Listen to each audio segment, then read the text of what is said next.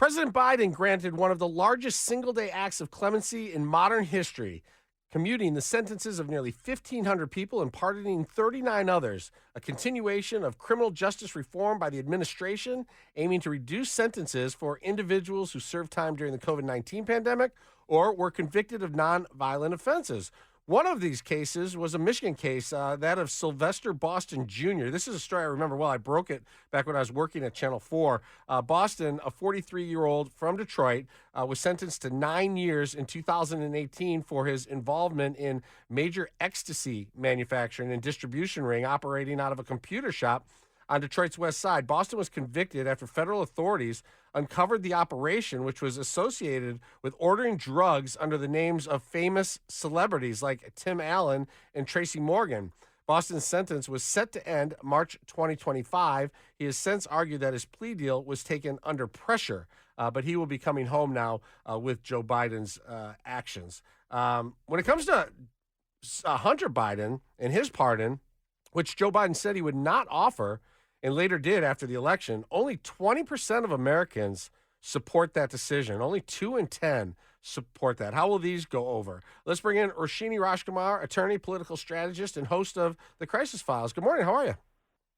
Good morning, Kevin. This is some big news that Biden's putting out there the last couple of weeks of his presidency. It's a lot of people. It's a big number. I don't know with pardons. So sometimes I feel like some people deserve them.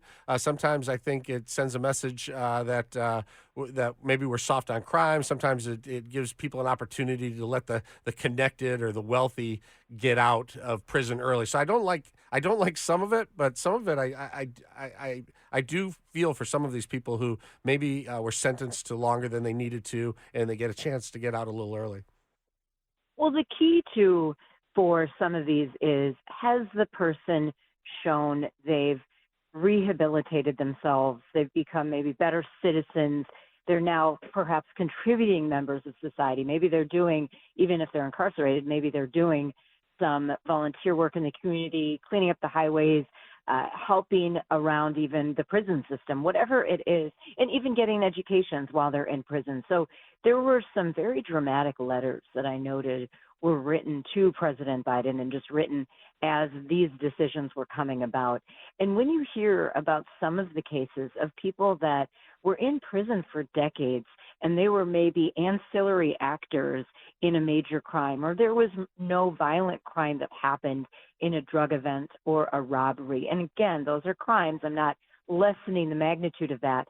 But to serve 20 years when you're that kind of a defendant, I think absolutely puts you up for either a commutation, which is just the trimming of the sentence, doesn't take away the guilty verdict, or indeed a pardon, which would wipe it all out.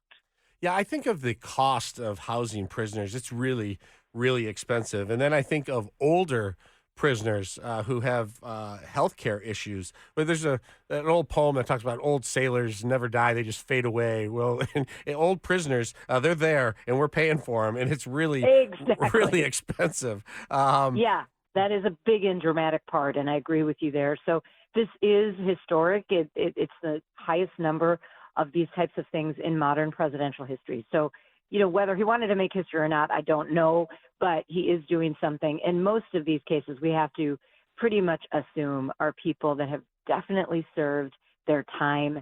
And in the case it just describes out of Michigan, I mean, his sentence is, he would have gotten out in 3-4 months. So right. It's not like it, but every day of freedom, look, I don't want to be in prison even for one day.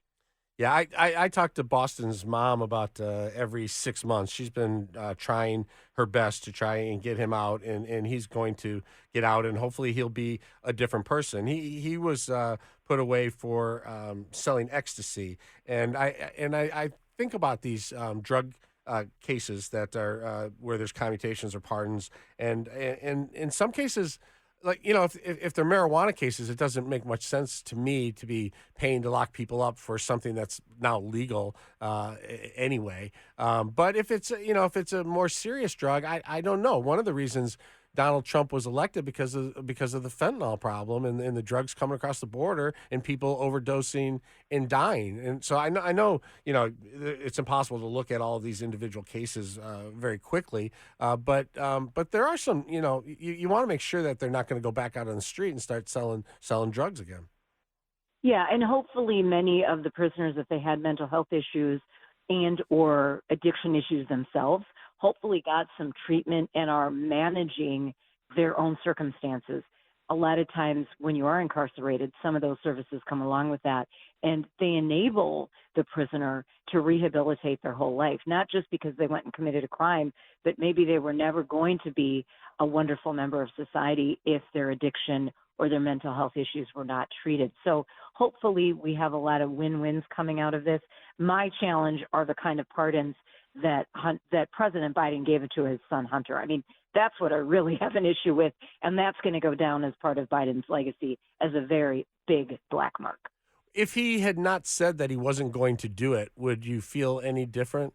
If he said all along, I'm going to do it, and then did it, would you feel differently or no? Maybe a little bit, but here's my big problem with that. Not only because he kept saying, I'll never do it, I'll never do it, I'll never do it. It was more not just because he pardoned him from the convicted charges of this summer, this year. He pardoned him going back almost 11 years. That's what I have the bigger issue with.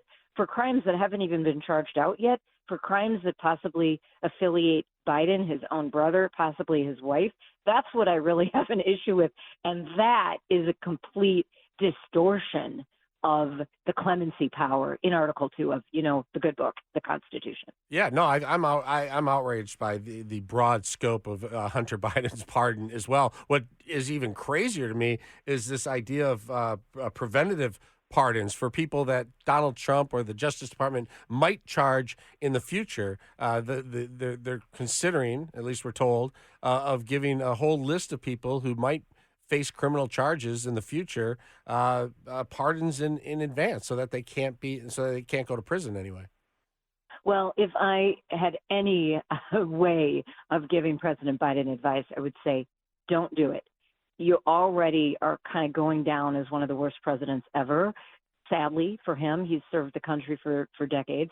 So to do that would just, go out on this high of what we're talking about today, what you asked me to come on about, this sweeping 39 pardons, 1,500 commutations. Go down as that last big thing you did with the clemency power, because that's a huge win for so many people. I would bet that the majority of those people deserve the clemency power, and let that be the exclamation point on your final weeks in office. Yeah, we're going to have to see how this rolls, because these are the ones that people can look at and examine and weigh in on. The ones that come in his last 12 hours will be the ones that we really have to watch. It seems every president does it, and we're just going to have to keep an eye on it. Roshini Rajkumar, attorney, political strategist, and host of the Crisis Files. Thanks for coming on. I hope you have a great weekend. You too, Kevin. Thanks.